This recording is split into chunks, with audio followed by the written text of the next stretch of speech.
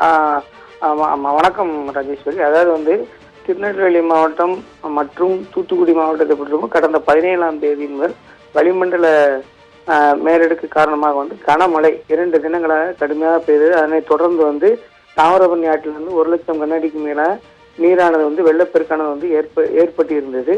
தற்போது வந்து கடந்த 2-3 தினங்களுக்கு முன்பாகவே அணையினுடைய மழையினுடைய தாக்கம் குறைந்து மழை வருது என்பதால் அனைத்து அணைகளும் வந்து மூடப்பட்டிருந்தது.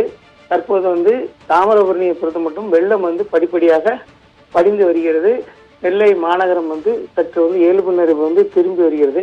இதனிடையே வந்து நேற்று முன்தினம் இரவும் நேற்றும் வந்து மீண்டும் வந்து மழையானது வந்து திருப்பி பெய்ய ஆரம்பித்தது. அதன் ஒரு நிகழ்வாக வந்து மணிமுத்தாறு அணை, அதாவது திருநெல்வேலியை பொறுத்த மட்டும் பிரதான அணைகளான பாபநாசம், மணிமுத்தாறு, செல்வராக 3 அணைகள் வந்து பிரதான அணைகளாக வருகிறது.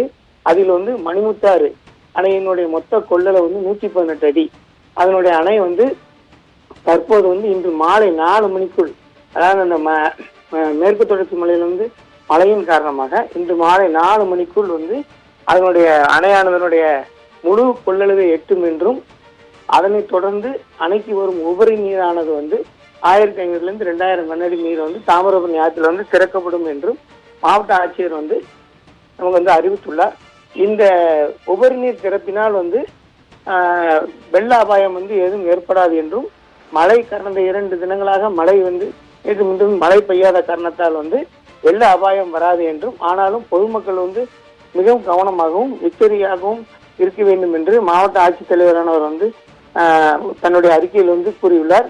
அதே போல் வந்து தாமிரபரணி ஆற்றில் வந்து நீர் வந்து ரொம்ப குறைஞ்சிருந்தாலும் அந்த வெள்ளத்தில் அடித்து வரப்பட்ட மரங்கள், புதர், பாறைகள், புதர் செடிகள் வந்து நீர்க்கடியில் வந்து இந்த நெகிழ்வு மண் இதெல்லாம் இருக்கு, தகுதியெல்லாம் இருக்கு. அதனால வந்து தாமிரபரணி ஆறுக்குள் இறங்குறவங்க வந்து சிக்கி கொண்டால், அந்த புதர்லயோ சகுதியிலயோ சிக்கி கொண்டால் அவங்க வந்து மீட்பது கடினமாக இருக்கும்.